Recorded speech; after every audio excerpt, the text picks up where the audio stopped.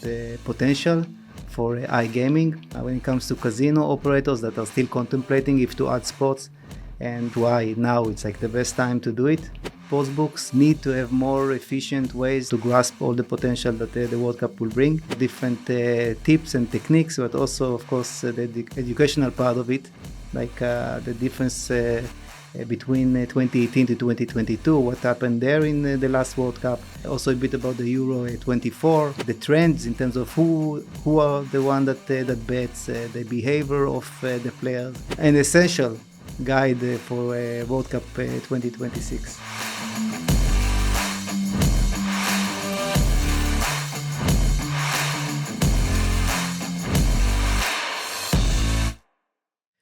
Jose, how are you? I'm good, thank you. I'm good, Darren.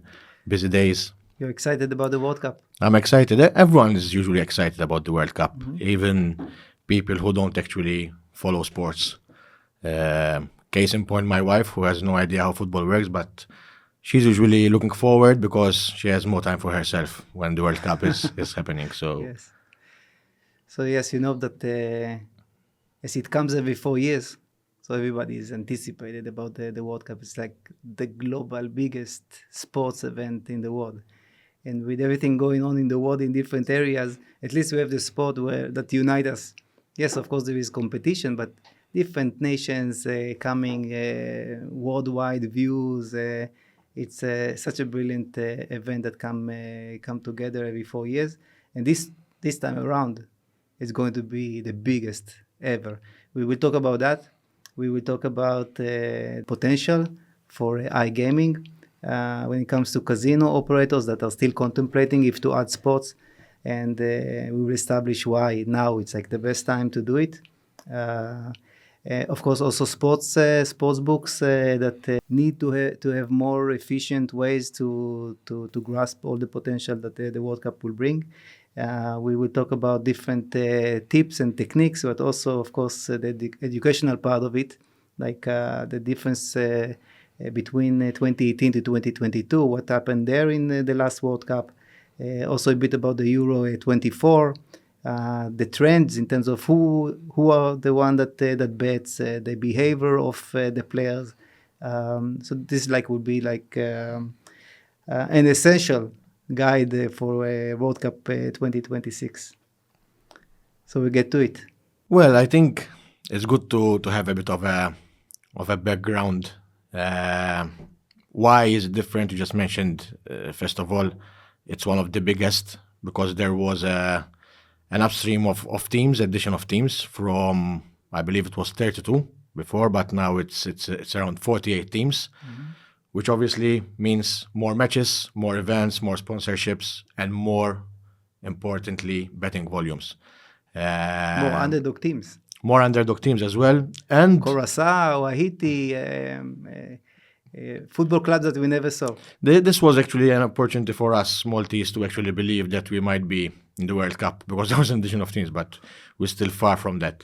But also, Oren, I think it's good to mention some of the fun facts, historical facts that happened in the World Cup, because it's not just an event, like the famous Ronaldo haircut, which went viral big time, especially in Brazil. It's these kind of events, small things that capture sometimes more attention than what is supposed to actually capture the real attention. Yes, craziest hairdos of the World Cup. You also remember the one that with David Beckham. That was also like a chic fashionista type of a hairdo.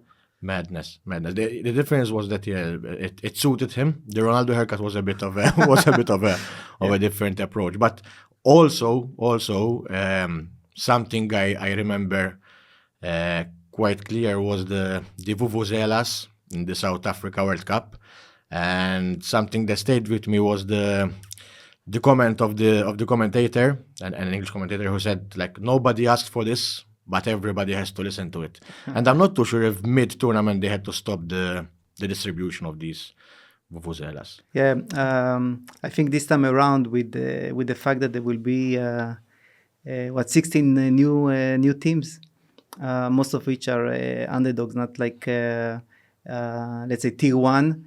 And looking at what 22 World Cup brought to us, that there was quite a lot of surprises where underdog team won against the favorite. Of course, we remember Morocco. Everybody fell in love with this team. I mean, the patriotism and their belief that it can happen. And not to mention, of course, that every World Cup you have the scouts looking for the next big players. And of course, from these countries like Morocco, that can make a difference, a huge difference to a player that he can show what he's capable of. So this is like raising the bar, right? So everybody wants to succeed, and this brings also surprises that underdogs wins. Of course, for betting, it's wonderful because the margin is way higher. What are the pointers you see with when it comes to the upcoming World Cup? So as you said, of course, more teams, more matches. Also the fact that this time around is going to be in North Central America. Of course. So that will be the US and Canada and Mexico as well. Even with the airtime, it's not going to be that much of a problem, because even if on the days where you have 3 matches, 2 of them will be in a decent time still in Europe. Maybe the third one, the day will be a bit late. But given the fact that the market in the US opened in 2018, they were still overwhelmed when was the last World Cup, and for sure we know that the football, or the way they call it, soccer, it's not a big thing in the US, but by all means the operators over there really wants to make it a big thing.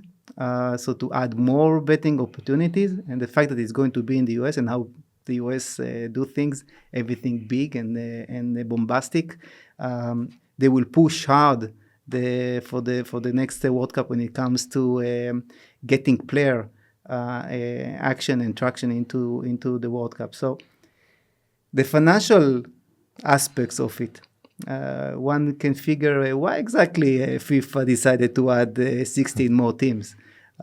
So of course it's related to revenues. It's estimated that they will make 50% over what they did in 2022. Wow.